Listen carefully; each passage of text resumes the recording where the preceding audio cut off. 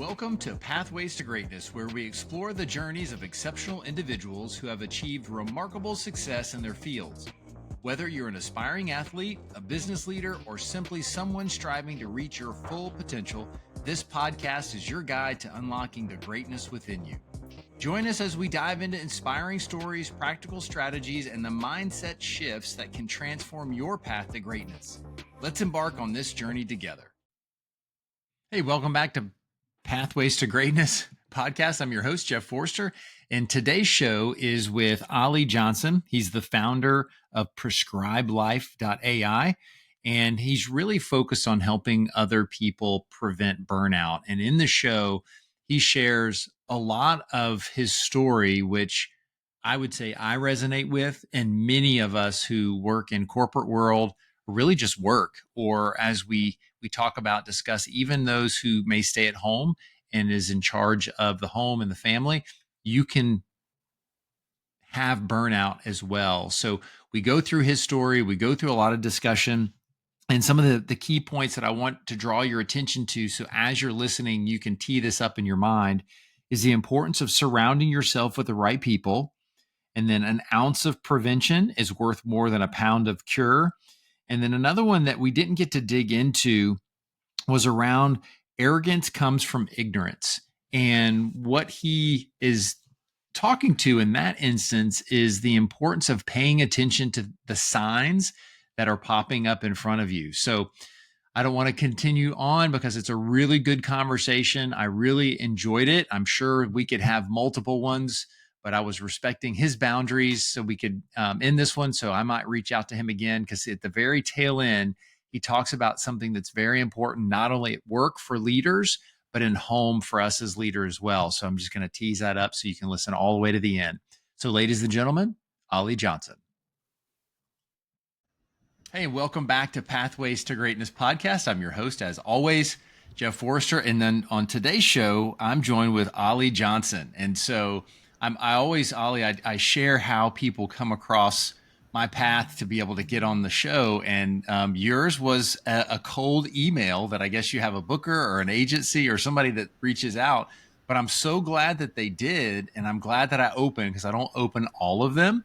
And when I read about your story and then I asked them to send me one of your the episodes that you had been on, I was very interested in having a good conversation. So welcome to the show. Jeff, thank you very much. Great to be with you today. Appreciate it. No problem. Your email as well. Yeah, exactly. It's a great thing. And we had to reschedule. Thankfully, he was flexible enough to find some time that worked for him, and because I needed to rearrange. So, but Oli, before we get started, I always like to ask and have a fun part of the game to get everything warmed up, especially this is probably the earliest episode that I've recorded to date. So, but it's not super early, but Yeah. Oli's like mid-afternoon where he's at, and it's morning where I'm at, but this will be fun. Are you ready for the game? I'm ready to go. Yeah, let's roll. Okay. It's called Would You Rather. Have you ever played that? I have. Yeah, it's been a while though. It's been a while. It's not too Well, early. hopefully this will be a little different than maybe the last time you played it. But okay. So would you rather go forward 100 years or back 100 years? Oof. Actually, I think that's almost a no-brainer. I'd say forward for sure. Yeah, I would say forward. Why so? Goodness knows what it's going to look like. And feels like a scary future, particularly at this moment in time. I don't know about you, Jeff, but I'm finding the global tension is somewhat concerning. I have young children, and right now feels like a pretty risky time. But if you roll back the clock, let's say 100 years, I'm from the UK, we would be, it's lots of challenge ahead. If you roll back the clock 100 years, we know for sure there's some very difficult times ahead. So I think interest in the future, goodness knows where it will take us, but I reckon that'll be a safer bet.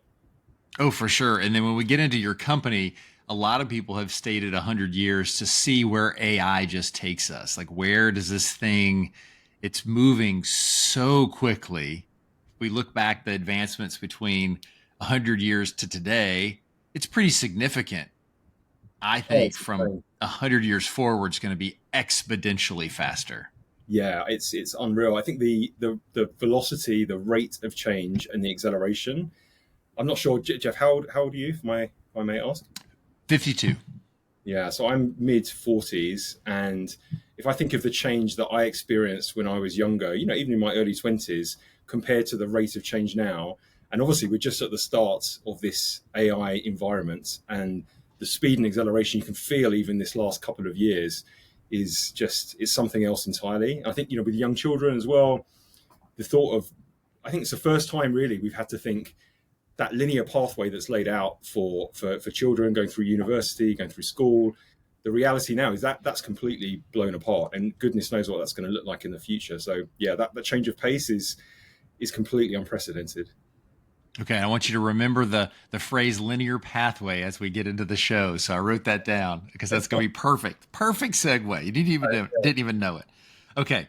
So would you rather always want to know the right answer or always make the right decision?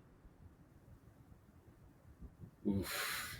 Wow, it's a deep one. I think I'd rather make the right decision. That's going to be more consequential. Yeah, I would agree, and it's a very difficult question because you could start to spin it, and I enjoy it because it to me Yeah, it shows me how someone thinks through problems and situations and how they approach things. I Why do think you straight think away. making the right decision is the right decision? Yeah, absolutely. And straight away, I'm thinking the definition of the right decision as well. That's such a broad context, isn't it? Right decision for who, for what, for when. There's different versions of the right answer. So immediately it gets me thinking of many different scenarios. Yeah, it's a tricky one.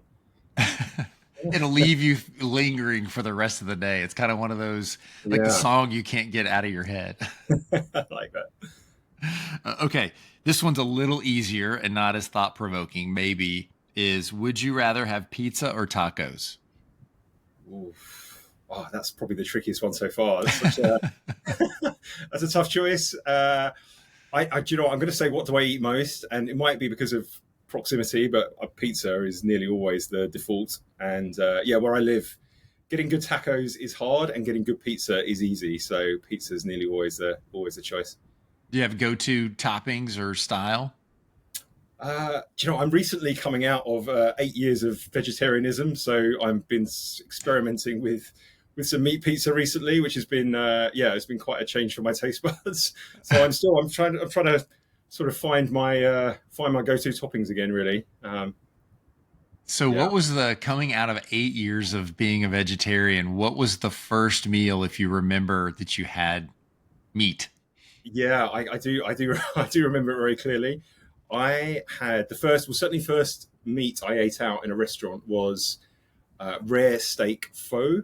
Pho as in PHO, Vietnamese noodle soup with it's like wafer thin beef strips. It's absolutely delicious, and it was the thing that I missed the most during those 8 years in the vegetarian wilderness. So that's the thing that I ate. Yeah, How was it when it just it was touched your lips incredible. the first Yeah, time? it did feel a bit strange. I have to admit, it was. I mean, it was delicious. It was sensational, literally.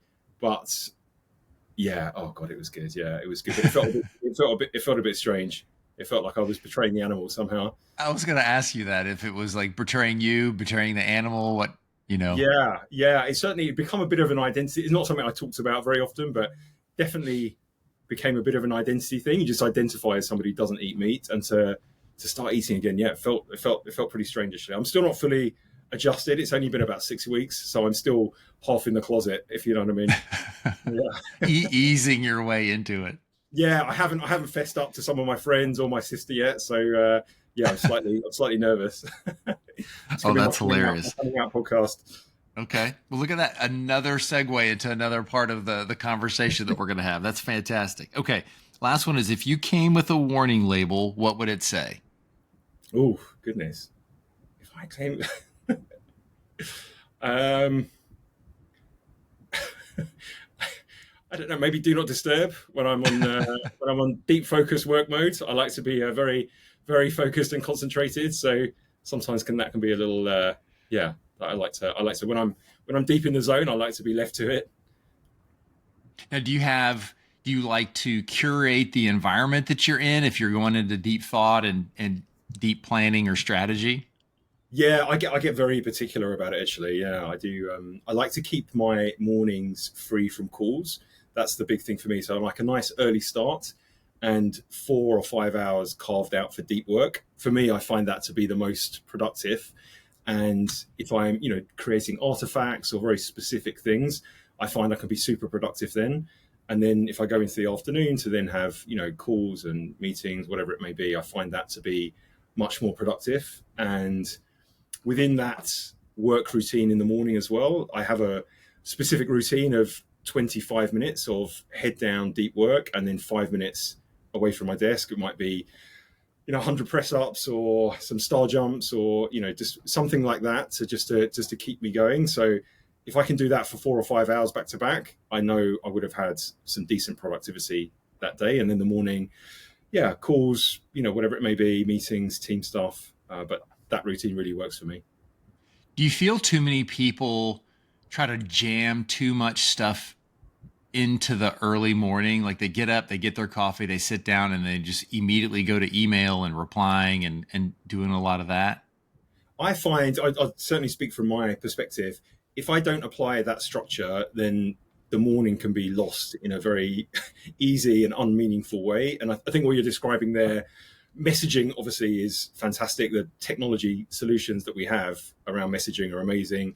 Email, Slack, WhatsApp, they're incredible, but they can be so distracting. And it's the reactivity of using those solutions without doing it in a meaningful way that could really eat into your time. I find it eats into my time if I'm not very deliberate about how I use it. So, I can, and this is not saying I've cracked it, by the way, and saying that I have all the answers, but I find if I go around it in a deliberate way, then I often have a much better result. Whereas if I come in feeling a bit distracted and I get sucked into emails and being responsive, then I find that I can lose a lot of time. So yeah, your phone pinging, Slack pinging, emails coming through, if you have those notifications turned on and you don't, switch in and dial in and really focus, then you can lose a lot of time without a lot of output, I tend to find. And I know we're going to get deeper into this, but I want to keep chasing this rabbit since it has appeared. Is, you have your 4 to 5 hours. I'm a big morning routine guy as well. Do you feel that it impacts not just your productivity in the afternoon, but just how you approach people, how you approach things emotionally? Talk about that, of how carving out your time in the morning impacts your afternoon and the rest of the day. Yeah, mentally, I'm in a better place if I know I've had a good morning. If I've stacked up a number of wins, I've meaningfully moved the dial on what I'm working on, then my mind is more open and receptive to conversations, to interactions. You know that you've banked those, that bit of the day and you've squeezed a load of productivity out. For me, having a North Star around what I'm working on as well, certainly from a business perspective, if I know what I'm focused on and what is meaningfully moving the dial for the business, once that is achieved, then my mind is more open and receptive to those other conversations. So it definitely has an impact on my mood. I kind of almost relate it to having a physical and well-being type practice as well. Like getting exercise in the morning is I'm better in the morning generally. I perform better, but B, mentally, once I've bagged that, I know that I've done one good thing for the day for me for sure. And if it's lingering around and I don't do it, then it's waiting around for the afternoon. I find that mentally I'm not as in such a good place. So yeah, for me, that kind of habit formation. Plus as well, I think just depending on the type of person you are, the sort of the archetype, if you like, I am a morning person and I'm just better in the mornings. If I have something really important to do, the chances of me doing it to a high standard are much higher if I tackle it early when I'm mentally better. Whereas if I've got a really important task and I try to tackle it at 8 o'clock at night, it's not going to be a very good result generally. How often do you think people know themselves of when they perform better? Like you say that you're a morning person. I'm a morning person as well. I don't know if everybody realizes where they're the most productive. What are your thoughts on that one? Yeah, perhaps not. I mean, what I'd say is if a person doesn't have a handle on that, then they're probably missing out on, getting the best out of their working day. I think it's an interesting thing to understand, and I think it's worth understanding how you turn up on that basis as well. You can definitely get more out of it.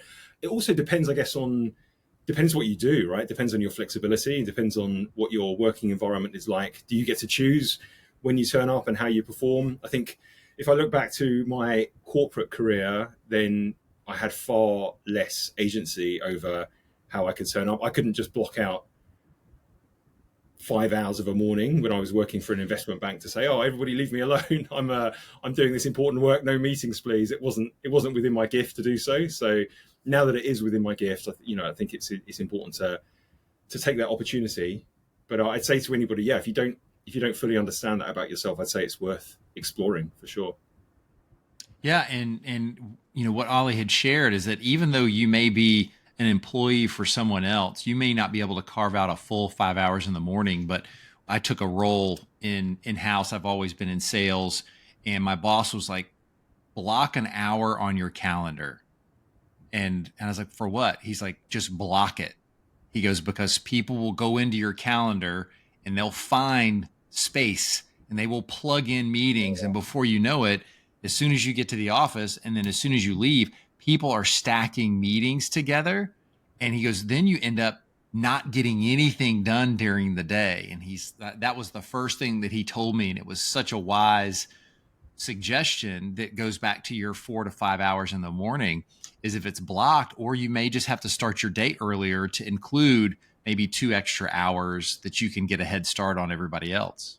Yeah, I think that's critical. A bit of calendar subterfuge as well, just booking in. I think if you're in that corporate environment, and even putting some stuff in there just to make sure you protect a bit of your time and you're able to do stuff, have a bit of breathing space. I used to find the most impact I had, negative impact from working environments, was just back to back to back meetings. And, I think over time, I became a bit wiser around this, but certainly there were times in my life, and particularly my startup life as well, where I would just be back to back in meetings. It could be 12 hours a day and just rolling from one to the other. And in terms of mental impact, that's absolutely huge, and I would not recommend that at all. Certainly from a productivity perspective, but from a burnout perspective, and your own mental resilience. I think the other thing I would say is it also depends on the kind of person you are. So I would certainly describe myself as naturally introverted. So for me, having those kind of conversations continually through the day, it completely drains me. I'm very happy to have conversations, but I don't find them to be recharging necessarily. Whereas I think people who tend to be more extroverted, they love those interactions all the time and thrive off them. So depending how you show up in that perspective as well can have a big impact on what it means to you. Yeah, that's great. Well, he's mentioned burnout, so we're going to go right into it. So, everybody, this is Oli Johnson. He's the founder of PrescribedLife.ai, and he's really focused on helping others prevent burnout. And there was a lot that he had in his description, and that's what jumped out to me the most. And Oli, I started Pathways to Greatness 3 years ago to bring people on like yourself to show that pathways are not linear, back to what you had talked about just education and children and how that's been blown up. And we hopefully will blow up people's perspective of life is not linear, and greatness and achieving greatness is not linear. It's ups and downs, twists and turns. I have not met one person in my 133 conversations that said their point A and point B was a straight line and that it was short. Usually it's long, and there's a lot of different things that are involved in that pathway.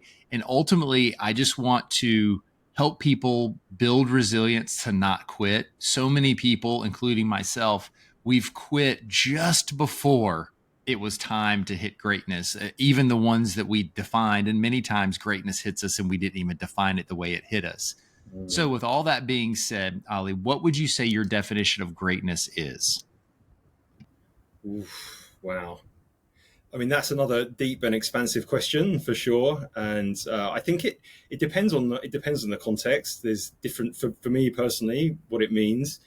I I mean, I guess if you could pull it back to objectives, there's greatness in terms of what it means from a business or work life perspective and success around that, and then it looks very different to a family perspective as well. And I think of greatness, really what is the most important to me is my family relationships. Having children is so important. Being great in the context of a father is definitely, the sort of the tip top for me.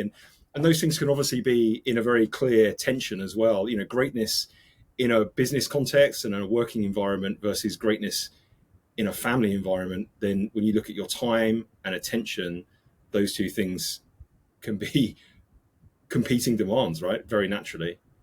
So yeah, it'd be a combination of those things together, I think. And I guess striking the best balance is really the key to that. Yeah, and I appreciate that definition because it challenges on both sides in the sense that if you're, and again, I don't think you can ever go wrong with being all in on your family, but there's some people who may not work and their sole purpose is to make sure that the family is running well and running like a well-oiled machine. The problem though is burnout can happen there as well. And we see it with, Mm, moms or dads who just stay home and they just don't ever do anything to fill their cup. And then, I'm probably similar to you is where the corporate perspective, you just get so wrapped up and consumed because you enjoy it that you yeah, don't realize that you haven't struck that proper balance or even organization. Because I don't know if you could ever say that work life would be balanced. It's always going to be teetering back and forth. And I sure. think that's where you can have benefit because then you do this and realize, okay, I need to go back this way, and you just keep going on and on. So for the audience, I know a little bit about your story, but I know that you'll probably be new to the people in my audience. Share a little bit about who Oli is and what brought you to this point today. Yeah, sure. So I think I've been talking briefly about burnout there. If I can give a little bit of background, and that's kind of where I came from, and talking about balance and lack thereof, I've got a sort of bit of a history with that, which I'm very happy to share with you, if I may, Jeff. Yeah, please do. So yeah, so I spent about 20 years working in the city in London, I guess equivalent to Wall Street for you guys in the US. And yeah, within financial services, investment banking, I worked for the Bank of England for a number of years, a bit like the Federal Reserve. And obviously, in that environment, it's a corporate environment. It's high pressure. It's very commercial, very competitive. Long hours, lots of culture around, work hard, play hard. So I had many years of that and was used to, yeah, challenging but quite rewarding environment.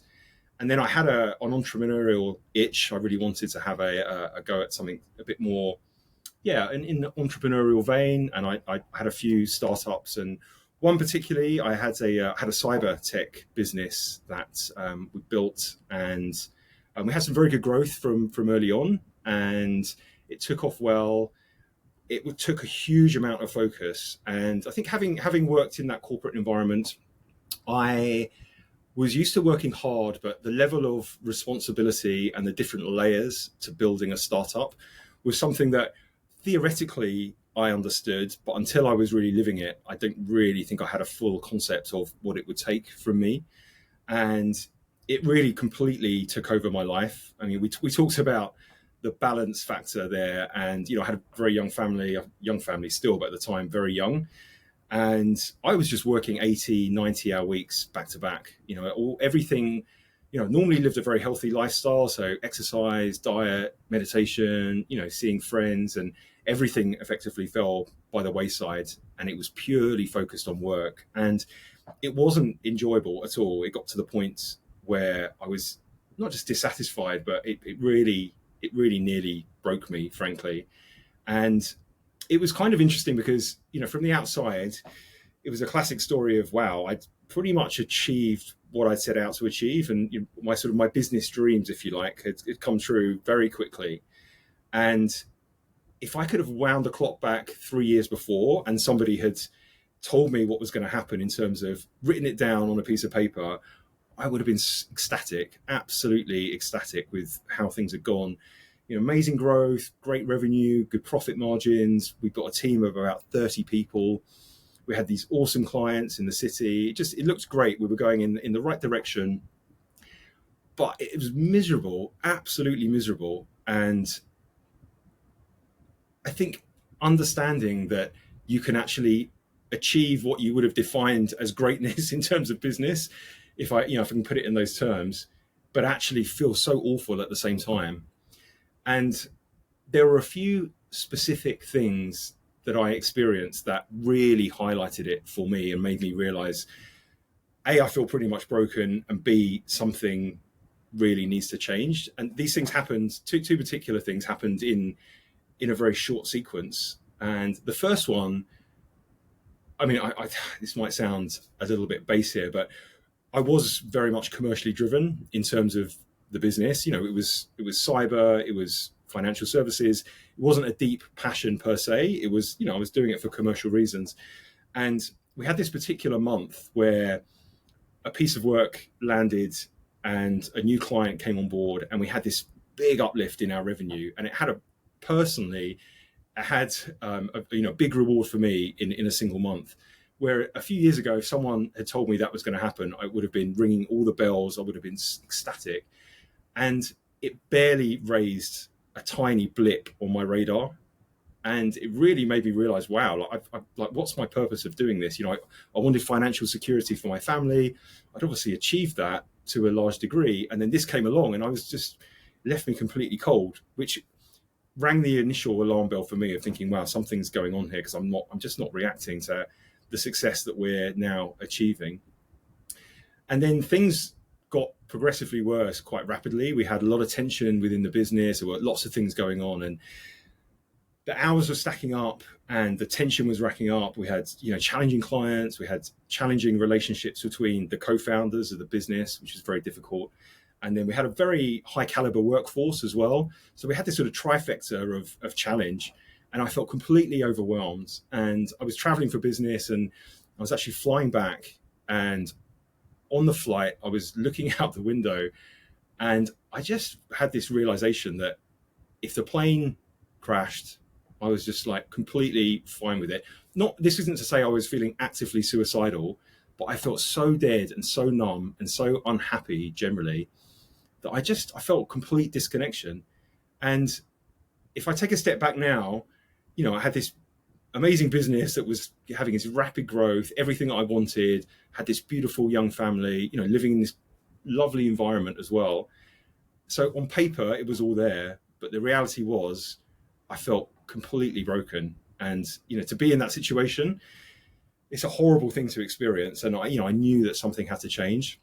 So I know that, there'll be a lot of people in your audience, Jeff, and perhaps yourself as well, who've experienced burnout, and it can show up in different ways, but that's quite a stark example of how it showed up in my life.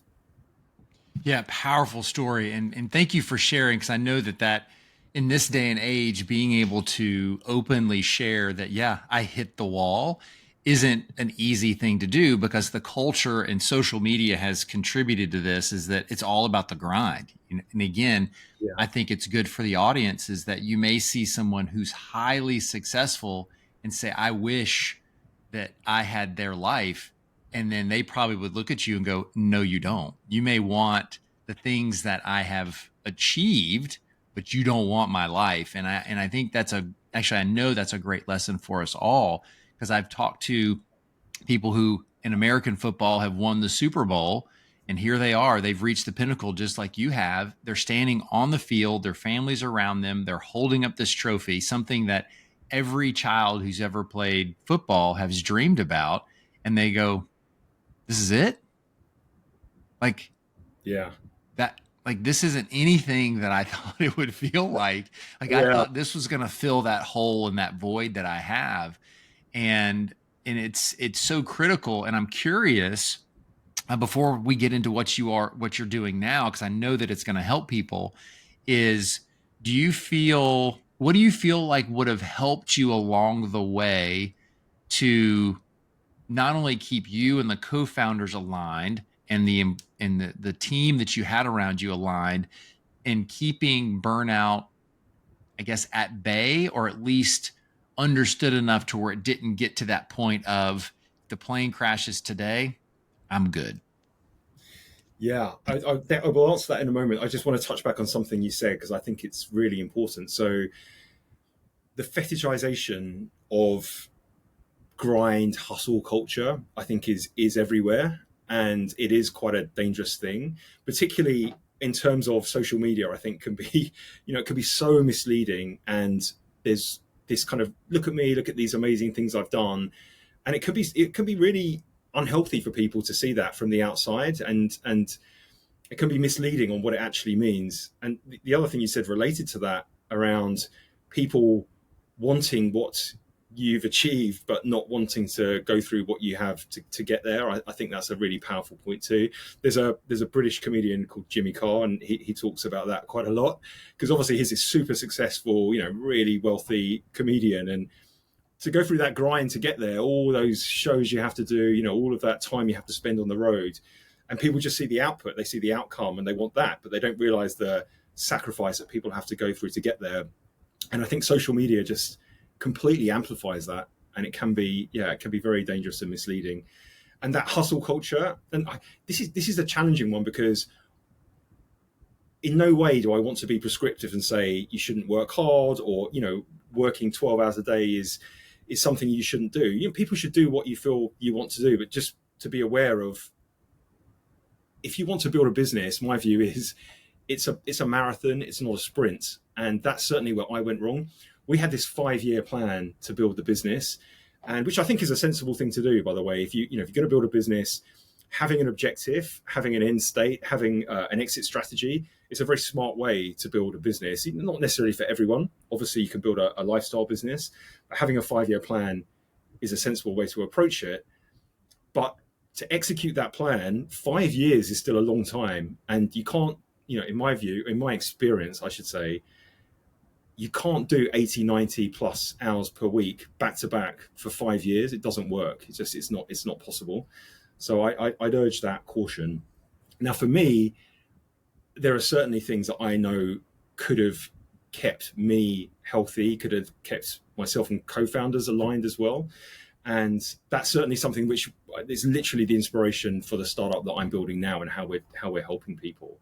So a couple of things there. One thing was that I wasn't alone during that period. I saw a therapist once a week, which was very helpful, but not impactful enough. And I look back and I kind of laugh on how I approached it, because I had this amazing therapist. He was a personal therapist, first of all, but almost became like a business coach, because I see her every week. And a lot of businesses, I'm sure Jeff, particularly in sales, it's about relationships, effectively. Relationships with clients, relationships with co-founders, relationships with your employees. It all comes down to relationships.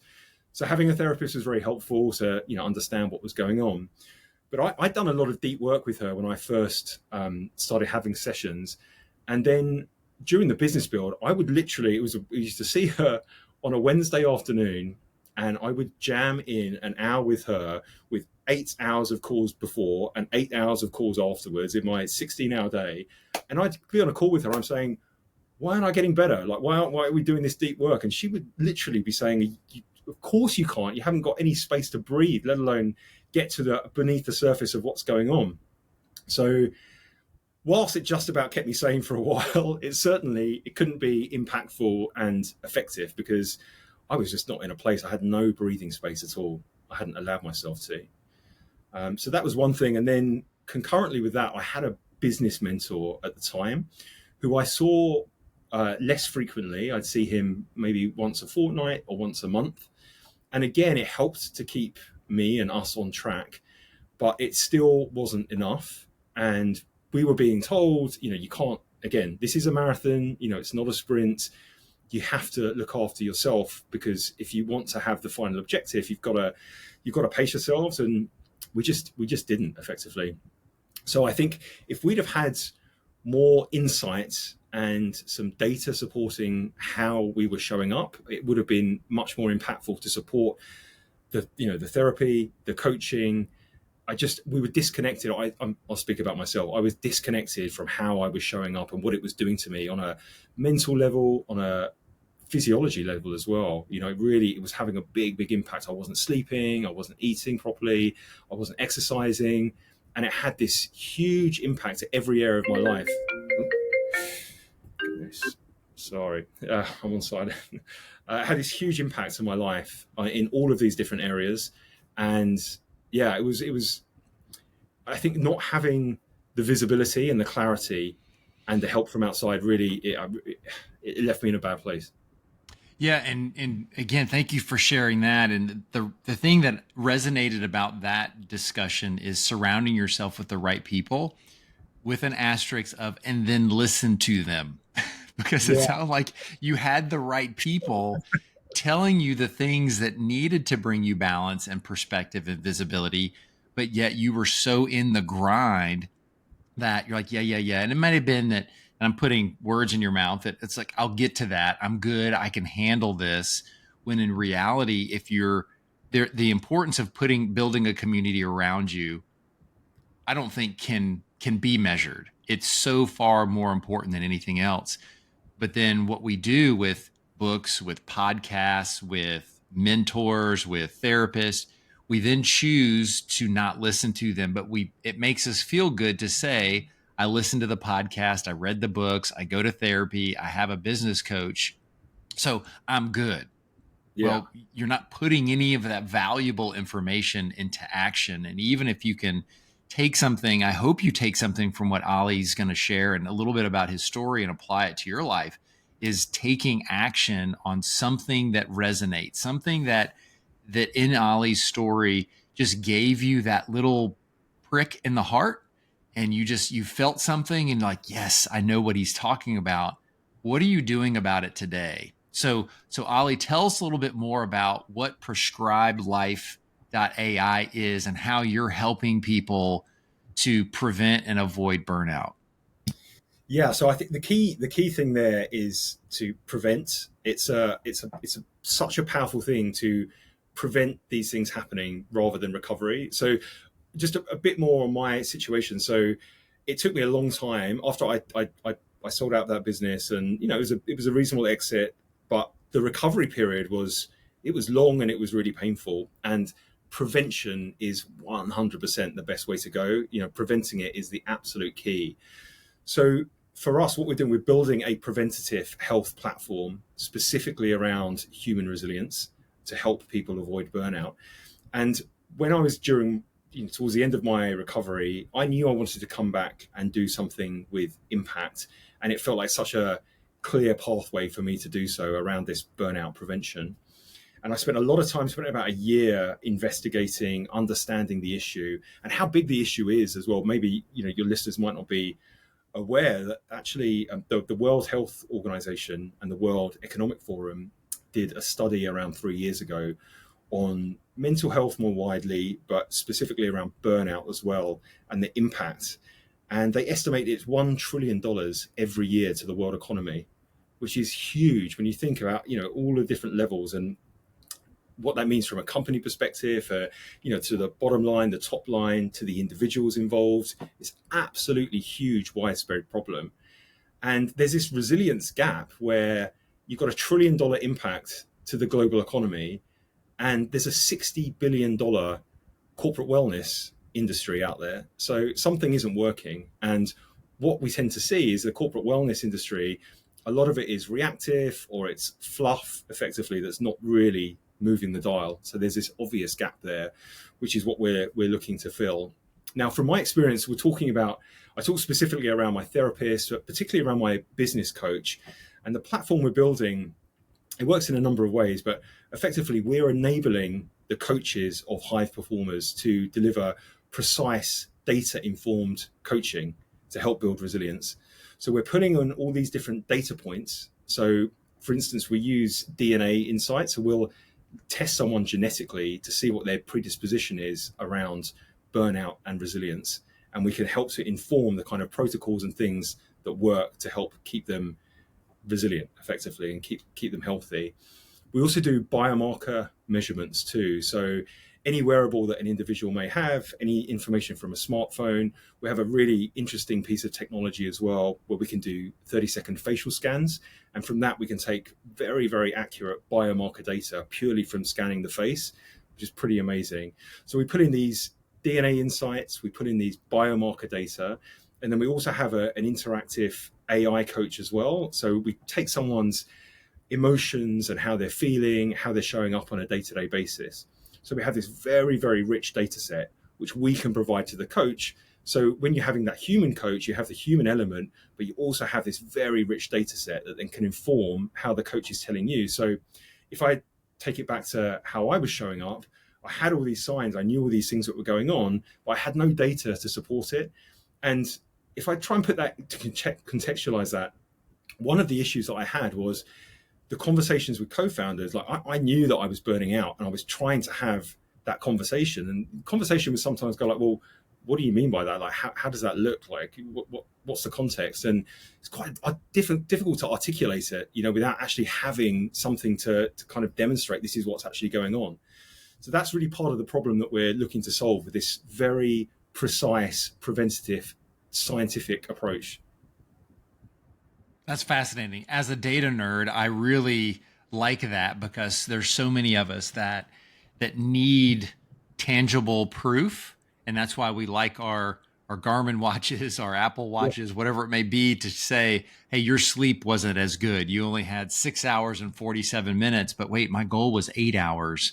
And so it goes back to what you'd said before, is having a North Star. So within your platform, explain to the audience like how you would put in what's that goal, what does good look like, because measurements are just measurements unless you know what you're striving for. So how do you help people see what their goal is, or how all the numbers really make a difference in their life?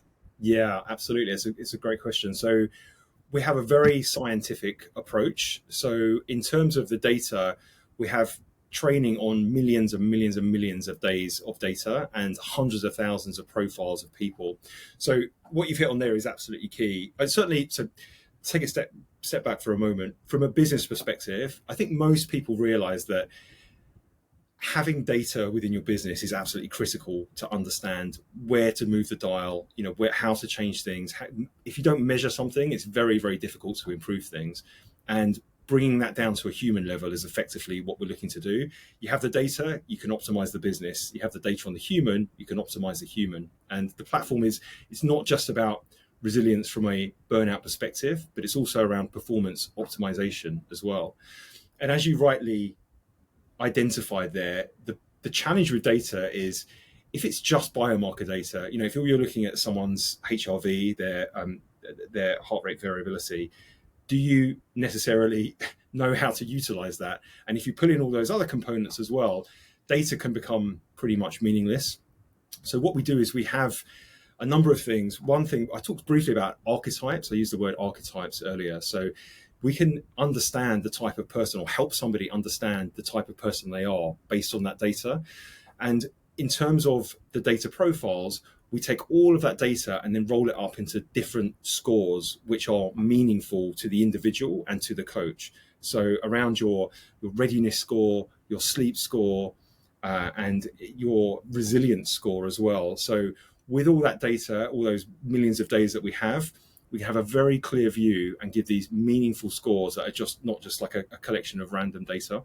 And it becomes something that we can track and trend over time. The trending is the really important thing. So, the richer the data we have, the more data on the individual, and for the longer the time, the more useful it is.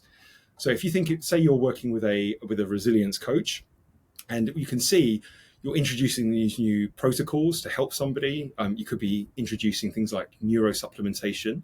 The key thing is to look at how is that impacting over time, and seeing that these things are really working, making it measurable. So you change the behavior, really it comes down to behavior, stacking changes. Those are the things that move the dial. And then the powerful thing is being able to measure that over time with these scores. It has a real transformational impact. Yeah, it's having a scoreboard. Exactly what you said, is that if you don't measure, you can't understand. And so what I hope this is also resonating with the audience is the importance of knowing yourself and then figuring out an action plan to change how you feel, what you want to accomplish. And this is just a extremely valuable tool.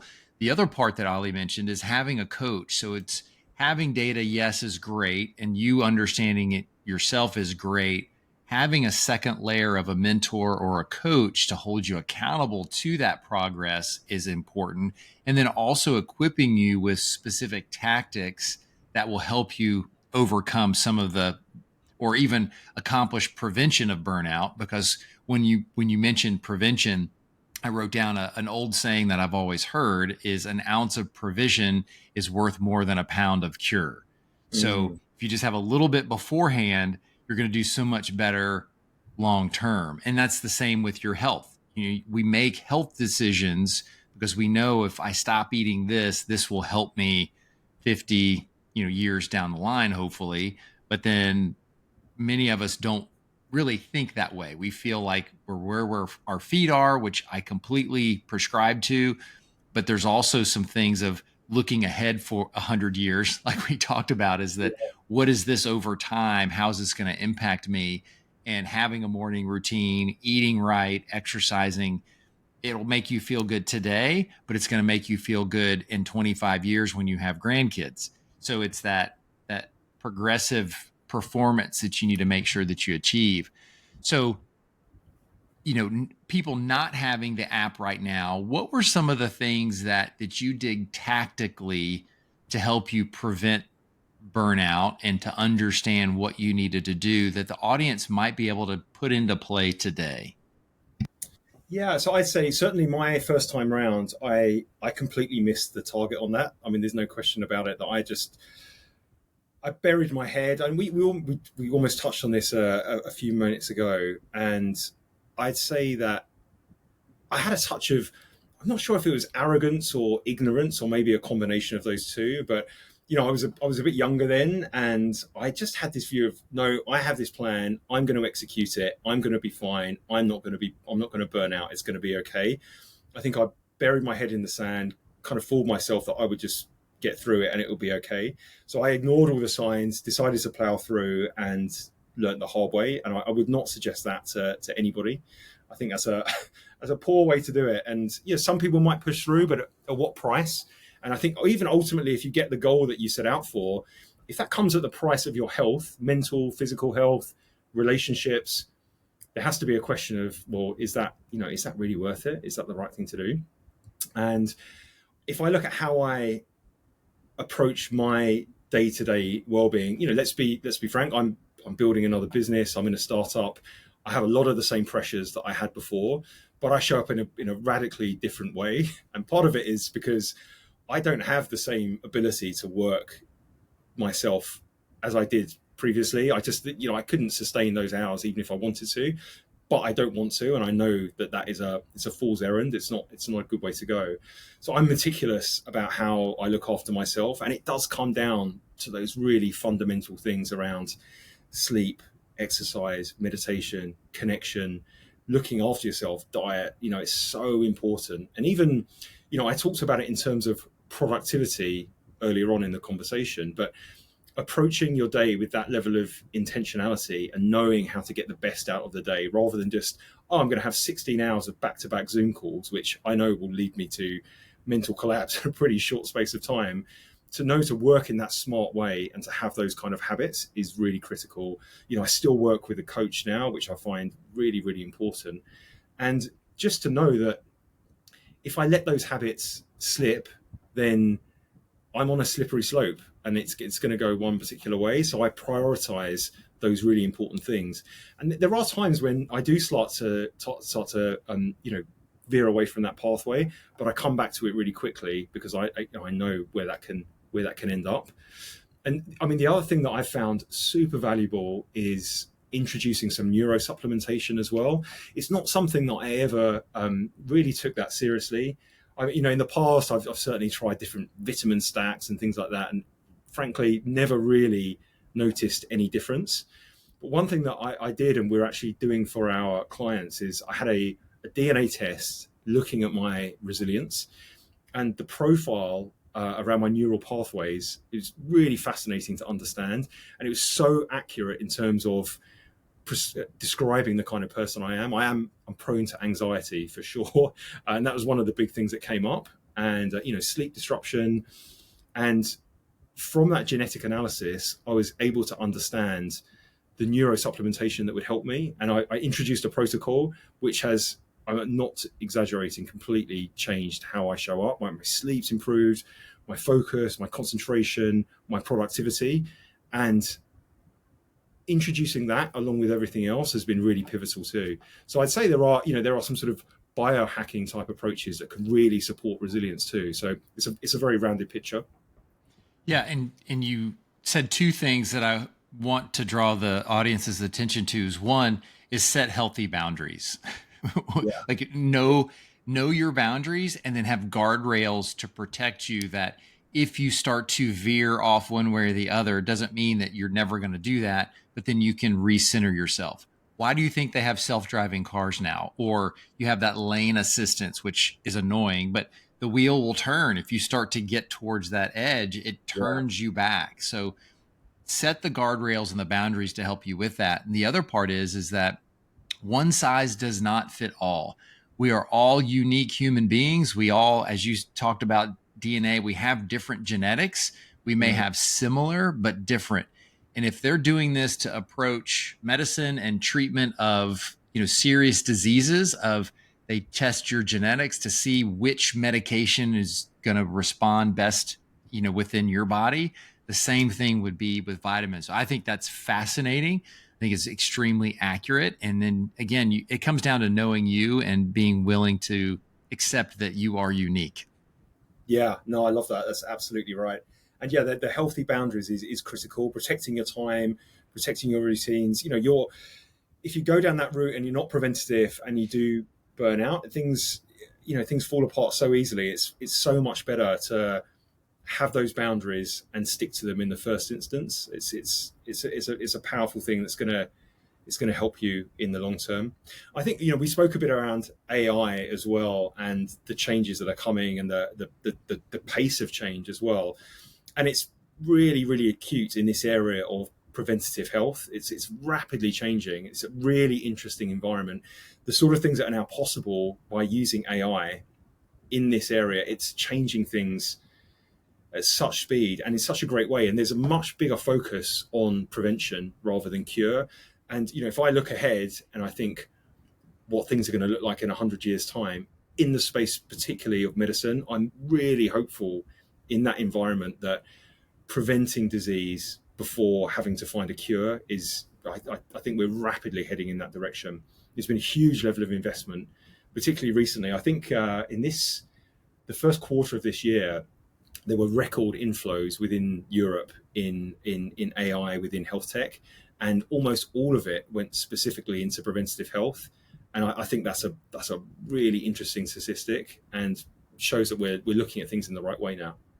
Yeah, and it benefits us. And let's all not be naive to know why different organizations are looking at preventative health care, especially in the US, insurance companies and those type things, because they have actuaries that are looking at the value of the cost and the value to, well, if we can get people preventative, it's going to cost X, versus if we have to take care of them for 10 or 15 years, it's going to cost Y. So but we benefit from that, and we benefit from it from a physical standpoint, emotional standpoint.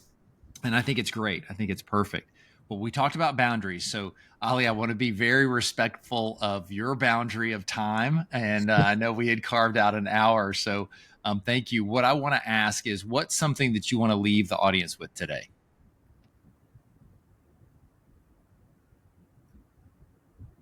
My message would be certainly look after, protect your boundaries. I think that's the broader point. But I would say anyone who's listening, who's in a leadership role or, owns a business, one thing we haven't touched on so far is the importance of culture within an organization. And if you're a leader, if you are building a business or you're leading in a corporate environment, you are setting the tone. And that culture around glorifying, those crazy long hours and at your desk all the time that lead to burnout, I'd say that you're the one setting the example.